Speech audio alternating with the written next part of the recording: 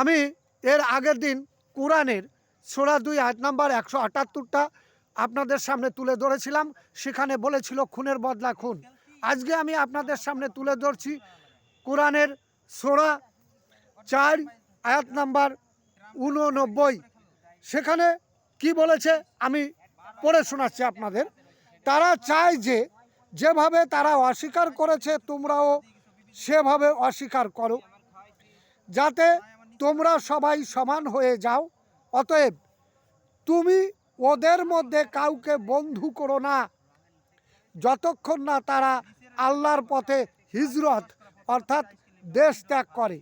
যদি তারা রাজি না হয় তাহলে ওদের ধরো এবং যেখানে ওদের পাবে হত্যা করো।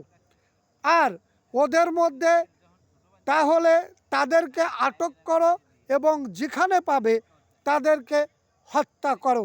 আর তাদের মধ্যে কাউকে বন্ধুরূপে অথবা সহায়ক রূপে গ্রহণ করো না। আমি মুসলমান ভাইদের বলছি, ভাই এখানে কাদের হত্যা করতে বলেছে? আপনারা এটা বিস্তারিতভাবে আমাকে বুঝিয়ে দিন।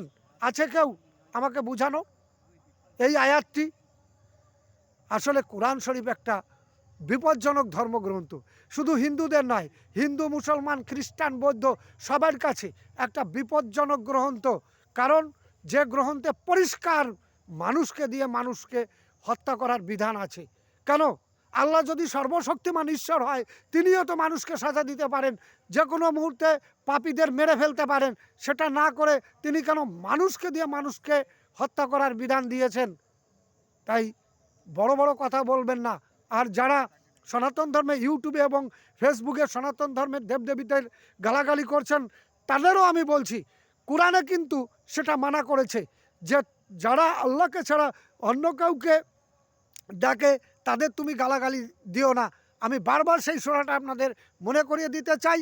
সূরা 6 আয়াত নাম্বার 108 পরিষ্কার সেখানে মানা করেছে।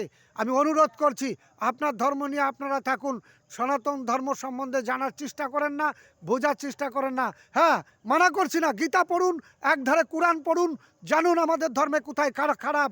একদিকে বেদ পড়ুন আর একদিকে কোরআন পড়ুন, দুটোকে আপনারা পড়ে জানুন সত্যিকারের ধর্ম কোনটা। তারপরে আপনারা দয়া করে সনাতন ধর্মের একটা দেবদেবতাকে গালাগালি করবেন না। আমি বলবো এই যারা ইউটিউবে ফেসবুকে সনাতন ধর্ম সম্বন্ধে উল্টো পাল্টা কথা বলছে তারা কোরআনকেই মানেন না।